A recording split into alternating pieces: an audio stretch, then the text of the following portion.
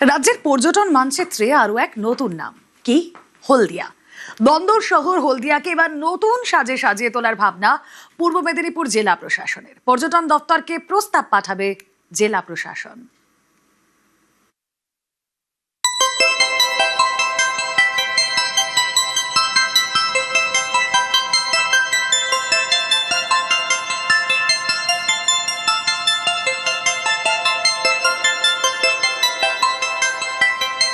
পূর্ব মেদিনীপুরের শিল্পনগরী বন্দর নগরী হলদিয়া।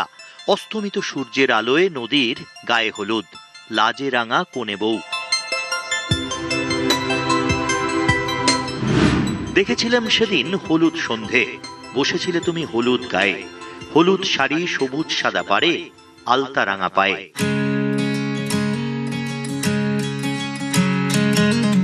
হলদিয়া, হলদি নদীর ঘুম পাড়ানিয়া গান। এবার সেই হলদি পাড়েই বেড়ানোর আসর। উইকেন্ড ট্যুরের নয়া ঠিকানা, নতুন সাজে সেজে উঠবে হলদির পাড়।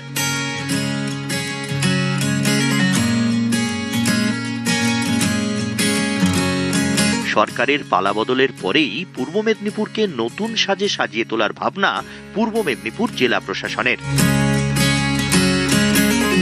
সাজগোজের ব্লুপ্রিন্টও রেডি।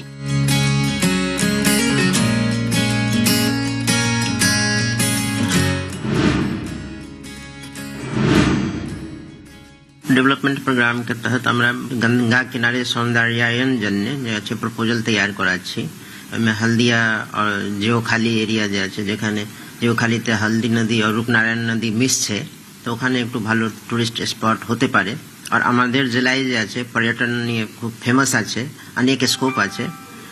এছাড়া অন্য জায়গায় भी আমরা এদিকে भी और দেখছি কি পাথরচাটা वगैरह যে আছে এরিয়া, যেখানে এখানে খজুরি में भी আছে সিল मतलब লোনলি সি বিচ এখন পাওয়া যাচ্ছে। তো ওখানেও যদি কিছু আমরা ডেভেলপ করতে পারি, আর সঙ্গে সঙ্গে এই হলদিয়া সাব ডিভিশনে জিওখালি আর হলদিয়া টাউনশিপ দিকে ওইদিকে भी আমরা প্রপোজাল রেডি করাচ্ছি। ভাইবল হলে ট্যুরিজম ডিপার্টমেন্ট নিশ্চয়ই অ্যাকসেপ্ট করবে, আর আমরা আশা রাখছি জরুর ফলীভূত হবে। আমাদের এখানে কলকাতা গঙ্গার পাড়ের মতন হলদি নদীর পাড়ে আমাদের যে দুটো ঘাট আছে, সেই দুটো ঘাটের মাঝখানে ওখানে বেদি তৈরি করে আমরাও সন্ধ্যা আরতি ওখানে যাতে প্রতিদিন হয় ব্যবস্থা করব।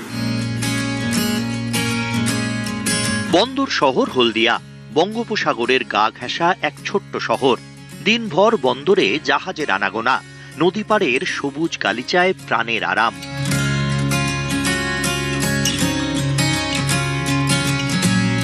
বিকেল হলেই হলদির গায়ে হলুদ, কোণে দেখা আলো, পর্যটকদের উপচে পড়া ভিড়।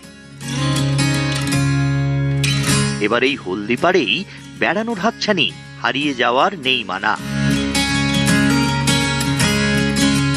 এখানে পুরো নদীর হাওয়াটা আসছে, আর বসার জন্য আরো ভালো জায়গা হয়ে গেলে মানুষের জন্য তো খুবই ভালো হবে। আমরা খুব খুশি হব, আরো ভালো জায়গা হবে আর কি। টুরিস্টরা খুশি হবে মনে হয়। একদম একদম, টুরিস্টরা তো খুবই খুশি হবে, আর আরো টুরিস্ট অ্যাট্রাকশনটা বাড়বে এই দিকটা।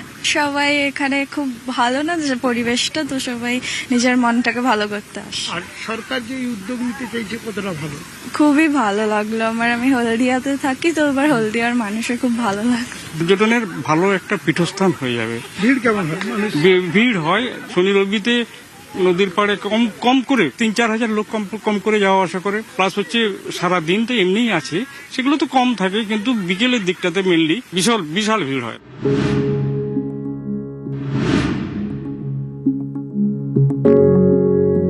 হলদিয়া শহরকে জড়িয়ে রেখেছে রূপনারায়ণ আর হলদি। নদীর মিঠে হাওয়ায় ভালোবাসার গান। দুই নদীর মিলনস্থলে আবার হাত বাড়িয়েছে হুগলি। রূপনারায়ণ, হলদি আর হুগলি, তিন নদীর ঢেউ মিলেমিশে একাকার। যে ঢেউয়ে মিশে আছে শুধুই বেড়ানোর হাতছানি।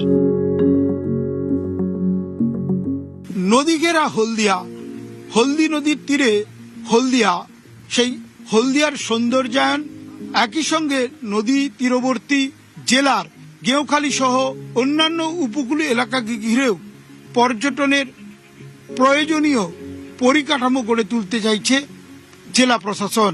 সেজন্য রাজ্যের নতুন সরকারের কাছে জেলা প্রশাসন একটি প্রস্তাবও পাঠাচ্ছেন। লক্ষ্য পর্যটনের উন্নতি। শিল্প শহর হলদিয়া, তাকে ঘিরে পর্যটনের যে সম্ভাবনা রয়েছে তা আরও ভালো করে গড়ে তুলতেই এই উদ্যোগ বলে জানাচ্ছেন জেলা শাসক নিজেই। হলদিয়া থেকে ক্যামেরায় পিন্টু সরকারের সঙ্গে সুজিত ভৌমিক, নিউজ 18 বাংলা। তিনি পরাজিত, পরপর দুটি বিধানসভা ভোটে হেরেছেন, তারপরও হার মানতে নারাজ। 21-এর পর 26-এও হারকে চ্যালেঞ্জ করে কলকাতা হাইকোর্টে মামলা মমতা বন্দ্যোপাধ্যায়ের।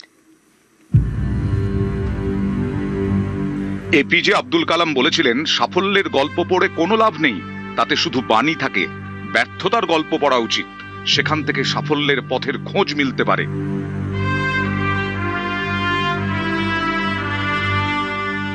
কিন্তু ব্যর্থতার গল্প পড়তে হলে তো আগে ব্যর্থতাটা স্বীকার করতে হবে। হেরে গিয়েছি সেটা তো আগে মানতে হবে। অনেকে যা মানতে পারেন না। কেন, কিসের জন্য? আমরা তো হারিয়ে নিয়ে যাব। We didn't lose the election, it is their forceful attempt to defeat আস।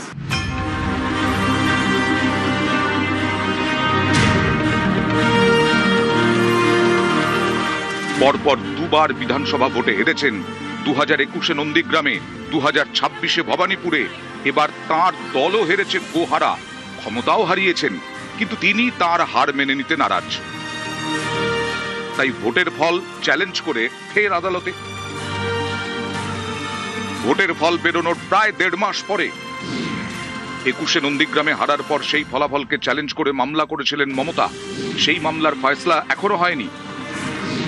এরই মধ্যে 26-এ ভবানীপুরেও হার। এবার গণনায় কারচুপির অভিযোগ তুলে কলকাতা হাইকোর্টে মামলা। একই প্রার্থীর বিরুদ্ধে লড়াই করে দুবার 2 কেন্দ্রে হার। হার চ্যালেঞ্জ করে কলকাতা হাইকোর্টে। এক বেনজির ঘটনা।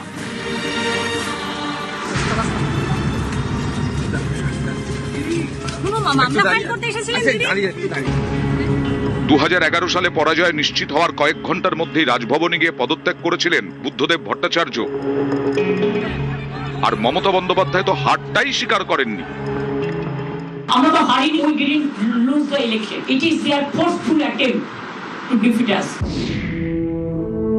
অনেকেরই প্রশ্ন, হার স্বীকার না করলে হার থেকে শিক্ষা নেবেন কিভাবে? জয়ের মধ্যে আনন্দ আছে, হারে গ্লানি। কিন্তু হার অনেক কিছু শিখিয়ে দিয়ে যায় যদি কেউ শিখতে চায়।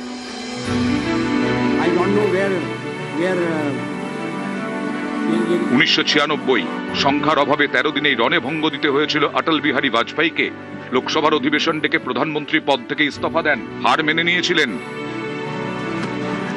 हार मेने निए देन हुंकार से एक इतिहास। मानते हमारी कमजोरी है, हमें बहुमत मिलना चाहिए, सफलता नहीं मिली वो अलग बात है, लेकिन हम फिर भी सदन में सबसे बड़े विरोधी दल के रूप में बैठेंगे और आपको हमारा सहयोग लेकर सदन चलाना पड़ेगा, इस बात को मत भूलिए।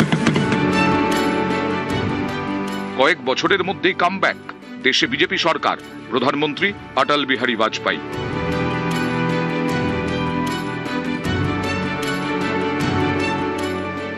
এবার দেখুন ইন্দিরা গান্ধী কি করেছিলেন। একসময় বলা হতো ইন্দিরা ইজ ইন্ডিয়া, সেই ইন্দিরাই ভোটে হেরেছিলেন। জরুরি অবস্থার মূল্য তাকে চোকাতে হয়েছিল ভোটে। নিজের গড় উত্তরপ্রদেশের রায়বেরেলিতে ইন্দিরা হেরেছিলেন রাজনারায়ণের কাছে। ভোটের আগে যার নামও কেউ জানতেন না। ইন্দিরা হেরেছেন, হার মেনেছেন, লড়াই করেছেন, কামব্যাক করেছেন। 1980-তে ফের প্রধানমন্ত্রী ইন্দিরা গান্ধী দেখিয়ে দিয়েছিলেন এভাবেও ফিরে আসা যায়। অনেকেই তাই মনে করেন জয়ের থেকেও কামব্যাকে গৌরব বেশি। কিছু কিছু মানুষ কিছু ভ্রান্তি বিলাস নিয়ে বেঁচে থাকেন, আইন বা আদালত তাকে সুরক্ষা দেবেন। আমার মনে হয় প্রাক্তন মুখ্যমন্ত্রীর এটা একটা ভ্রান্তি বিলাস, এটাও অচিরে চুরমার হয়ে যাবে। 21-এর ভোটে হারার পর মমতা বন্দ্যোপাধ্যায় প্রশ্ন তুলেছিলেন নন্দীগ্রামের গণনা কেন্দ্রে লোডশেডিং নিয়ে। 26-এ হারের পর তার নিশানায় গণনায় প্রক্রিয়া। হেরে গেলে হাজারো অভিযোগ, জিতে গেলেই সব ঠিক। গত কয়েক বছর ধরে একের পর এক ভোটে বিজেপির কাছে হেরে চলেছে কংগ্রেস। প্রতিবারই হারের পর ইভিএম নিয়ে প্রশ্ন তোলেন রাহুল গান্ধী। অথচ সেই রাহুলই চুপ থাকেন যখন তার দল কেরলে যেতে কিংবা তামিলনাড়ুতে কুর্সির কাছে পৌঁছে যায়, তখন ইভিএমে কোনো কারচুপি দেখতে পান না। বিজেপির বক্তব্য, 2024-এর লোকসভা নির্বাচনে তো নরেন্দ্র মোদী নিজে স্লোগান দিয়েছিলেন, আব কি বার 400 পার, অথচ দেখা যায় 240টা আসন পেয়েছে বিজেপি। ইভিএমে কারচুপি করলে তো নিজেদের 300 আসন অন্তত নিশ্চিত করে নিত বিজেপি। অযোধ্যায় মহা সাড়ম্বরে রাম মন্দির উদ্বোধন করেছেন নরেন্দ্র মোদী। গত লোকসভা ভোটে সেই অযোধ্যা আসনে পিছিয়ে ছিল বিজেপি। ইভিএমে কারচুপি করা গেলে নিশ্চয়ই এরকম ফল হতো না। 240কে মেনে নিয়েই মোদী এগিয়েছেন, ভুল শুধরে নিয়েছেন, যার ফল একের পর এক ভোটে জয়। বাংলা বিহারের মতো রাজ্যেও পদ্ম ফুটিয়েছেন তিনি। এই সাফল্য পেয়েছেন কারণ হারকে মেনে নিয়েছেন, হার থেকে শিক্ষা নিয়ে এগিয়েছেন। আর যিনি হারটাই মানতে পারেন না, তিনি আর হার থেকে শিক্ষা নেবেন কি? তখন গন্তব্য হাইকোর্ট, ভোটে হেরে কোর্টে। নিউজ 18 বাংলা।